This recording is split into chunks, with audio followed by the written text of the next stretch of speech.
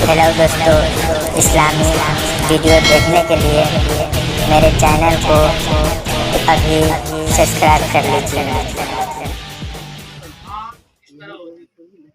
माँ ने कहा अल्लाह ताला सबको खिलाता है। बेटा ने कहा अगर नहीं खाना चाहे तब भी, जब भी अल्लाह खिलाता है। कहा कि ठीक है, अगर अल्लाह खिलाता है तो आज रात मैं खाना नहीं खाऊंगा, देखता हूँ अल्लाह ताला मुझे कैसे खिला दे। बेटा जिद करने लगा। माँ खाना तैयार करके रखी, खाने का वक्त हुआ, कहा बेटा खा ले। कहा नहीं खाऊंगा। तूने कहा कि अल्लाह सबको खिलाता, लेकिन मैं ये देखना चाहता हूँ कि अल्लाह कैसे खिलाता है, लिहाजा आज मैं खाना नहीं खाऊंगा। माँ जिद करती रही, बेटा खा ले। बेटा कहा मैं नहीं खाऊंगा। बेटा गुस्से से उठा, घर से चला और जाकर कब्रिस्तान में सो गया। कब्रिस्तान में सो गया। माँ तो माँ होती है। माँ ने कहा बेटा मेरा खाना खाया नहीं और कब्रिस्तान में जाकर सो गया है, वो सारी रात भूखा रहेगा, मुझे बर्दाश्त नहीं होगी। अब माँ ने कहा क्या मालूम है, बहुत ही बेहतरीन खुशबूदार हलवा बना। कौन सा? बहुत ही बेहतरीन हलवा बनाया और उसमें अच्छी खुशबू डाली। डालने के बाद उस हलवे को कब्रिस्तान में जाकर के रख दिया। यह इस हलवे की खुशबू अगर मेरे बेटे की नाक में पहुंचेगी, मेरा बेटा उठेगा और हलवा खा लेगा। लेकिन बेटा ने हलवा की खुशबू को भी सुना, खुशबू को सूंघा, लेकिन हलवा खाया नहीं। इसलिए उसने तो ये कहा था मैं नहीं खाऊंगा, देखता हूँ अल्लाह मुझे कैसे खिलाता है। और माँ कह रही कि अल्लाह सबको खिलाता है, चाहे जहां भी रहे सबको खिलाता है। और बेटा ने कहा मैं नहीं खाऊंगा, देखता हूँ कैसे खिलाता है। रात का आखिरी वक्त हो रहा है। डाकुओं की एक जमात उस कब्रिस्तान से गुजर रही है, चोरी करने के लिए, डकैती करने के लिए। जैसे कब्रिस्तान के नजदीक डाकू का गिरोह पहुंचता है, डाकू ने क्या देखता, डाकू ने क्या महसूस किया कि बहुत ही खुशबू आ रही है, बहुत ही बेहतरीन खुशबू आ रही है। डाकू करीब गया तो देखा बहुत ही बेहतरीन हलवा रखा हुआ। उसके करीब में एक बच्चा सो रहा है, एक लड़का सो रहा है। डाकू ने सोचा ओ लगता है कि हम लोगों को फंसाने के लिए हलवा रखा, हो सकता है कहीं जहर मिलाकर रखा होगा। एक डाकू ने कहा चलो खाते, का खाओगे मर जाओगे, इसलिए हलवा नहीं खाओ। कहा चलो एक तरीका है। क्या? कौन सा तरीका है? कहा जो ये लड़का सोया है इसी को पहले खिलवाते हैं, पहले इसी को खिलवाते हैं। इसको देखेंगे अगर कुछ होने लगेगा तो हम लोग नहीं खाएंगे, छोड़ देंगे। मेरे प्यारे जरा गौर कीजिए, माँ ने कैसा इंतजाम किया है। और माँ की बात को याद रखे, माँ ने कहा अल्लाह सबको खिलाता है, जहाँ चाहे जहाँ रहे। इस बात को ध्यान में रखना है। अब वो बच्चे को उठाया, कहा उठ गया। क्या कि हलवा रखा हुआ तूने रखा है? कहा नहीं मैं नहीं रखा हूँ। कहा कौन रखा है? कहा मेरी माँ ने रखा है। कहा क्यों रखा है? कहा मेरे खाने के लिए रखा है। लेकिन नहीं, इसमें जहर होगा। कहा कि इसमें जहर नहीं है। कहा जहर नहीं है तो खाओ इसको। कहा मैं नहीं खा सकता। कहा खाना पड़ेगा। कहा नहीं खाऊंगा। कहा नहीं खाओगे। और उन बगल से पिस्तौल निकाला। कहा खाओगे? खाना तो पड़ेगा, जान तो सबकी फिक्र है। अब बच्चे ने थोड़ा नहीं खाया बल्कि पूरी प्लेट का हलवा खा लिया। लेकिन बच्चा कुछ लड़का को कुछ नहीं हुआ। डाकू समझ गया कि इस हलवे में जहर नहीं था। सुबह होती है, बेटा पूरी प्लेट लेकर चमचमाती हुई प्लेट लेकर घर पर आ रहा है। माँ ने देखा, देखने के बाद का बेटा हलवा क्या हुआ? हलवा क्या हुआ? कहा माँ पूरी रात का मामला ऐसा हुआ है, मेरे से इस तरह का मैटर हुआ है, इस तरह का मामला हुआ है। तो फिर माँ कहती है बेटा मैंने तुझे पहले न कहा था कि अल्लाह सबको खिलाता है। देखो तेरा दिल ये कह रहा था मैं नहीं खाऊंगा, मैंने पूरी कोशिश की खा ले बेटा, लेकिन तू नहीं खाया। लेकिन देखो जब तुम्हारे ऊपर आई है तो तूने खा लिया है, लिहाजा तू नहीं खाया है बल्कि तुझे अल्लाह ने हलवा खिला दिया। अल्लाह ताला सबको खिलाता है, चाहे बंदा कहीं भी रहे।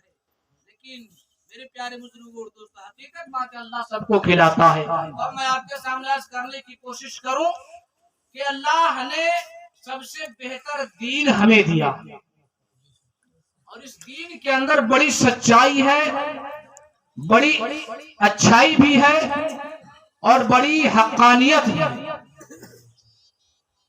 और इस दीन के अंदर अल्लाह ने हर चीज को बयान भी फरमाया। एक बात अर्ज करूं, सुनने में मजा भी आएगा लेकिन इसमें सबक भी है। हम लोग आपस में बिखरे पड़े हुए हैं, जब किसी पर कोई वक्त आता है तो यही सोचते उसका है, अपना वो समझे, हमारा क्या लेना देना है। इस बात को ज़हन में रखिए। एक किसान था, किसान के घर में एक चूहा था और चूहा जो है बहुत ही ज्यादा परेशान कर रहा था। किसान एक रोज मुस्कारी खरीद कर लाया, मुस्कारी चूहा फंसाने के लिए। जैसी मुस्कारी को लेकर आया, चूहा ने देखा कहा, और किसान के घर में सिर्फ चूहा नहीं था बल्कि चूहा भी एक था, इसके बाद एक सांप था, एक मुर्गा था, एक बकरी थी। जैसी मुस्कारी खरीद करके किसान घर में लाया तो चूहा ने सांप के पास नहीं बल्कि मुर्गा के पास गया, कबूतर के पास गया और कहे, कबूतर तुझे कुछ पता है? कहा क्या? किसान मुस्कारी खरीद कर लाया है। तो कबूतर ने कहा, लाया है तो क्या, उसमें थोड़ी ना हमको फंसना है, फंसना तो तुझे है, फंसना तुझे है, मुझे नहीं फंसना है, तू समझ, तेरा मामला है, किसान का मामला है। ठीक है। फिर इसके बाद वह चूहा कुछ देर के बाद मुर्गी के पास गया। क्या मुर्गी बहन तुझे कुछ पता है? क्या क्या है? किसान एक मुस्कारी खरीद कर लाया है। मुर्गी ने कहा, तेरा मैटर है, किसान का मैटर है, तू समझ और किसान समझेगा, मुझे उसमें नहीं फंसना है। मुर्गी भी अपना पल्ला झाड़ ली। इसके बाद वो चूहा आ गया किसके पास? बकरी के पास।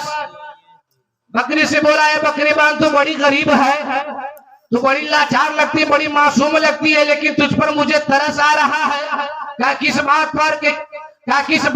इस बात पर कि किसान मुस्कारी खरीद कर लाया है।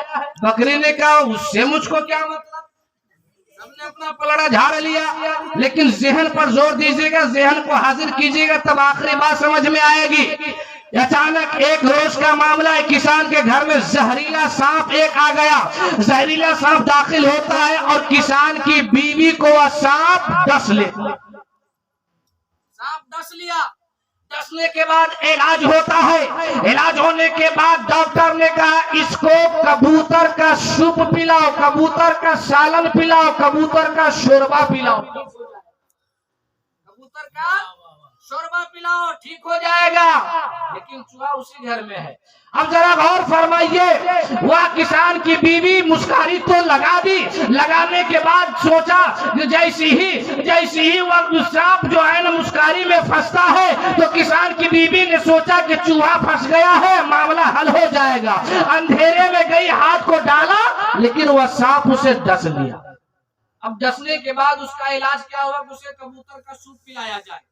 अब कबूतर का सूप पिलाया जाए तो कबूतर कहीं से बाहर से लाना तो हो नहीं, किसान के घर में मौजूद ही था। उसने कबूतर को पकड़ा और कबूतर का शोरबा पिलाया। पिलाने के बाद बनाया और अपनी बीवी को पिला दिया। कुछ दिन तो ठीक रहा, लेकिन कुछ दिन के बाद भी बिगड़ती चली गई तबीयत।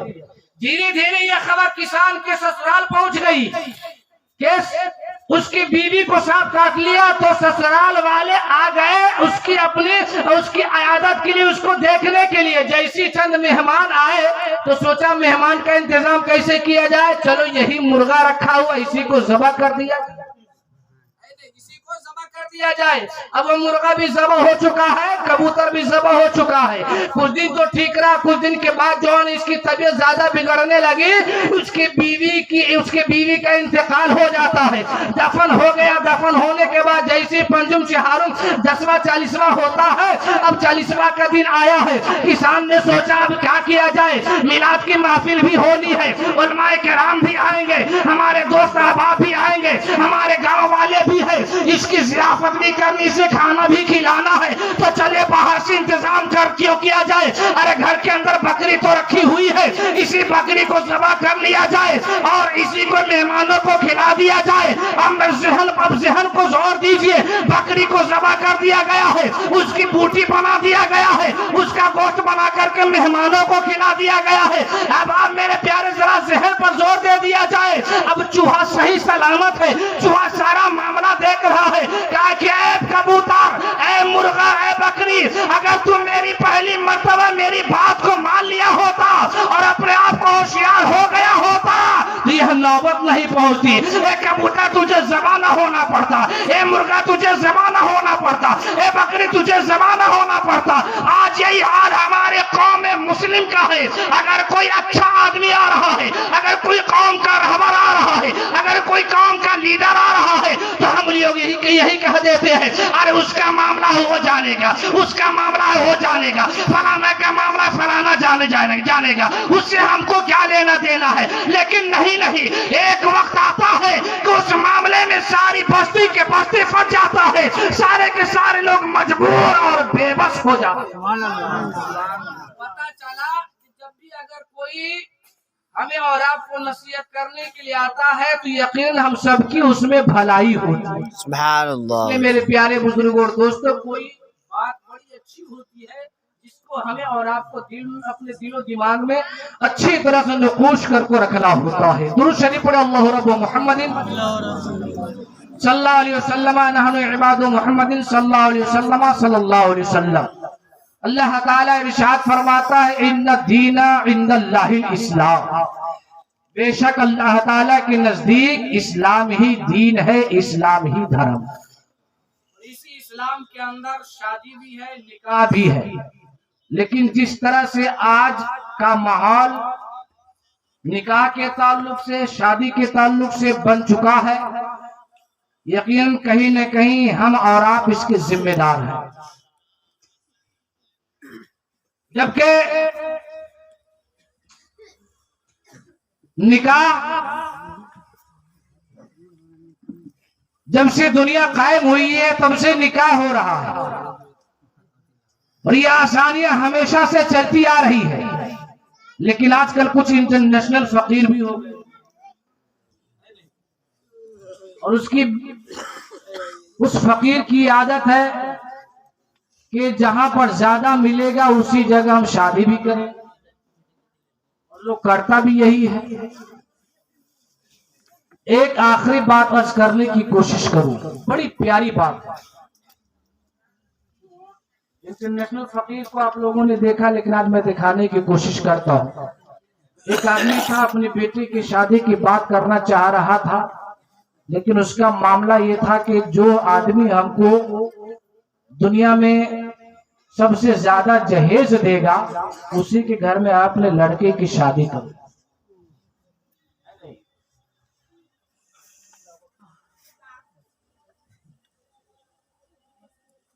तो अब जाहिर सी बात है, दुनिया का एक आदमी हर कारोबार तो नहीं करता है और उसका ऐलान ये था कि मैं उस घर में शादी करूंगा जो दुनिया का हर कारोबार कर रहा हो।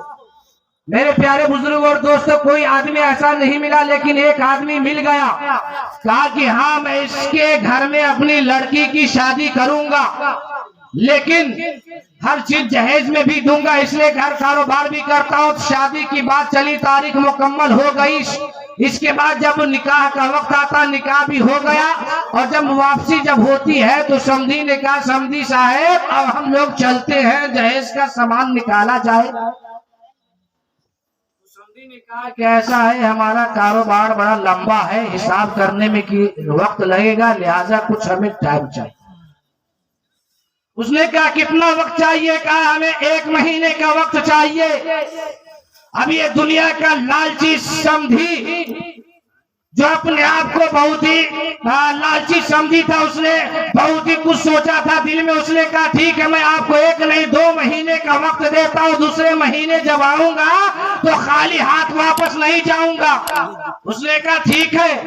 मेरे प्यारे, जैसे 2 महीने का वक्त पूरा होता है, ये समझी साहब 4 चक्का का ट्रक लेकर पहुंच गया। कहां पर? अपने समझी के आप आ गए समझी जी, आज मैं आ गया हूँ, जहेज का सामान लेकर जाऊंगा। कहा ठीक है लेकर तो जाइएगा, पहले खाना तो खाइए, नाश्ता पानी तो कीजिए। नाश्ता पानी हो गया, सामान निकालिए। बड़ा लंबा कारोबार हमारा, सोचा लगता है कि अच्छा मुर्गा फंसा हुआ है। 1 महीने का वक्त और ले लिया। गौर कीजिएगा, बेटा वाला जो बड़ी फरमाइश करते हैं, किस तरह से भिखमंगी कर रहा है। 1 महीने का वक्त और ले लिया, लेकिन जैसे महीना पूरा होता है, पूरा होता है, ट्रक लेकर फिर पहुंच गया। और इस बार पहुंचा तो बिल्कुल तेवर के साथ पहुंचा है और कहा कि सुनिए, आज मैं जो आ गया हूं खाली नहीं जाऊंगा। कहा कि ठीक है, मेरा हिसाब किताब भी हो गया।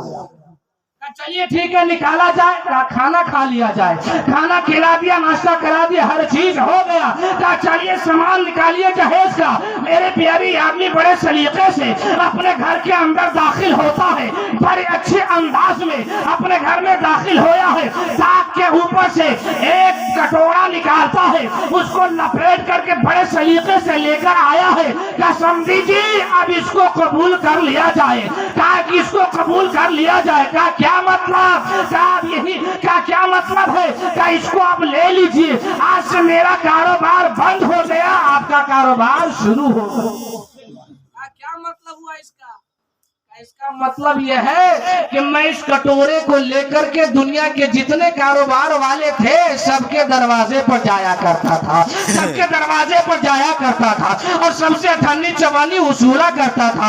इसलिए मेरा कारोबार बंद हो गया है, अब आपका शुरू हो गया है। हे मेरे प्यारे बुजुर्गों और दोस्तों, क्या हमारा मिजाज इस तरह का है या नहीं है? यकीनन इस जमाने के लिहाज से है, लेकिन हकीकतन अगर इस जमाने में अगर ऐसा माहौल बना दिया जाए, यकीन आने वाले वक्तों में शादियां बड़ी मुश्किल हो जाए। नबी ने फरमाया कि शादी को बिल्कुल आसान बनाया जाए, शादी को बिल्कुल सहल बनाया जाए, शादी को बिल्कुल ऐसा बना दिया जाए ताकि हर बाप अपनी बेटी की शादी करने के लिए कोई परेशानी न झेले, बल्कि बेहतरीन अंदाज में कर लिया जाए। आखिरी बात करने की कोशिश करूं, क्या बोलते सिंगल मिल रहा है। एक समधी ने अपने समधी से कहा कि मैं कर्ज वाली लड़की से निकाह अपने बेटे का नहीं करूंगा, कर्ज वाली लड़की से अपने बेटे का निकाह नहीं करूंगा। और आज हम लोग कितने आदमी हैं जो अपने बेटे के शादी करते हैं और लड़की वाले को कर्ज वाला बना देते हैं। लेकिन दुनिया में एक ऐसा भी इंसान था जिसने कहा था कि मैं कर्ज वाली लड़की से शादी नहीं करूंगा। क्या उससे आपको क्या मतलब? अब मतलब है क्या? कैसे? मेरे प्यारे बुजुर्गों और दोस्तों, ये दीन मोहम्मद साहब है, इसके पास कॉल फोन आता है। फोन आने के बाद कहा कि मैं फला तारीख को आता हूँ और शादी की बात तय करनी है, जहेज का मामला फाइनल करना है। ये दीन मोहम्मद साहब अपने बेटे को बुलाया और बेटे को बुलाने के बाद कहा कि बेटा फला दिन को समधी साहब आएंगे और वो बोले हैं कि शादी की बात पक्की करनी है, जहेज के लेन देन को पक्का करना है। यह दीन मोहम्मद साहब अपने चेहरे को लटकाए हुए हैं, चेहरे से नूरानियत खत्म हो चुकी है। बेटे ने कहा बाप क्यों अपने चेहरे को लटकाए हुए हो? कहा तुझे पता है ना मेरे पास कुछ नहीं है, तुझे पता है ना तेरे पास कुछ नहीं है। तुम अपनी बहन को जहेज में क्या देगा, हम अपनी बेटी को जहेज में क्या देंगे? मेरे प्यारे वक्त आ जाता है, तारीख आ जाती है। दीन मोहम्मद साहब के घर पर उसके समधी और उसकी समधन दोनों तशरीफ ले आते हैं। लाने के बाद खाना वगैरह होता है और होने के बाद कहा कि समधी साहब अब जहेज का मामला तय किया जाए। जैसी का जहेज का मामला तय किया जाए, दीन मोहम्मद का चेहरा और उड़ता हुआ चला गया है। इसने सोचा लग रहा है मेरी बेटी का निकाह नहीं होगा, मेरी बेटी की शादी नहीं होगी, इसलिए कि जहेज के मामले के बारे में, जहेज के ताल्लुक से हमारे समधी बात करने को कह रहे हैं। यकीनन कुछ बड़ा मामला होगा, यकीनन हमसे बड़ा डिमांड करेगा। किस तरह से इसके सामने हम सकेंगे, कहां से हम इंतजाम करेंगे। ये मेरे प्यारे जरा गौर कीजिए, इतने में दीन मोहम्मद के समधी ने अपने समधी के दोनों हाथ को थामा है। जैसी हाथ को थामा है, थामने के बाद कहा मेरे समधी मुझे मालूम है मैंने आपसे कौन सी बात करनी है। कहा क्या बात करनी बताइए। कहा कि मैं आपसे ये बात कर रहा हूँ, क्या मुझे जहेज में कुछ दे या ना दे, चाहे जितना सामान दे या ना दे, कुछ आपको हो चाहे ना हो, लेकिन कर्ज वाली लड़की मुझे नहीं चाहिए। मैं कर्ज वाली लड़की से अपने बेटे का निकाह नहीं करूंगा।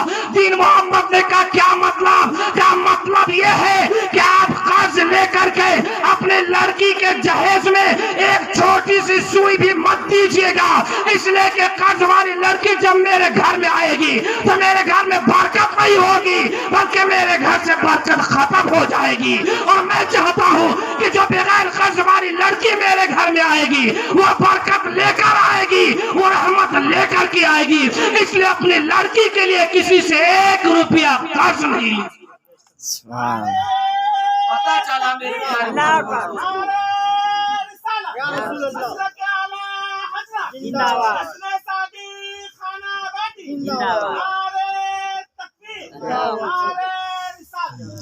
पता चला आज भी इस जमाने में ऐसे लोग कुछ है, लेकिन हमारा और मिजाज आप लोग का यही बन चुका है कि नहीं तो पहले ही से तय कर लिया जाता है। बहरहाल हमें दुनिया से क्या मतलब, हमें अपना काम करना है। और शायर कहता है तरीक़े मुस्तफ़ा को छोड़ना है वजह बर्बादी, इसी से कौम दुनिया में हुई है बेइख्तिदार अपनी। इसलिए हमारा दीन बिल्कुल साफ सुथरा है, पाक है, साफ है। इन्न दीना इंदल्लाहिल इस्लाम, रब फरमाता है कि बेशक इस्लाम ही दीन है, इस्लाम ही धर्म है। लिहाजा इस्लामी तरीके से, इस्लामी माहौल से हम लोग अपने घरों में शादी ब्याह को रचाने की कोशिश करें। इंशाअल्लाह ताला घरों के अंदर बेशुमार खैर व बरकत का नुज़ूल होगा और अल्लाह तबारक व तआला हम सबके घरों से तमाम आफत व बलियात को दूर फरमाएगा। अल्लाह तबारक व तआला इस महफिल को कबूल फरमाए, हम सबकी हाजिरी को कबूल फरमाए। और कल जो होने वाली शादी खाना आबादी है, अल्लाह तबारक व तआला उस शादी खाना आबादी में बेपनाह खैर व बरकत अता फरमाए। और अगर किसी तरह की कोई रुकावटें पैदा हो रही हो तो इस मिलाद शरीफ की बरकतों से उस रुकावट को दूर फरमाए। वाखिरु दावाना अनिल हम्दुलिल्लाहि रब्बिल आलमीन। खूब की सैर चमन, फूल चुन इशाद रहे, बागवा जाता हूँ मैं, गुलशन के आबाद रहे। अस्सलामु अलैकुम व रहमतुल्लाहि व बरकातहू। खड़े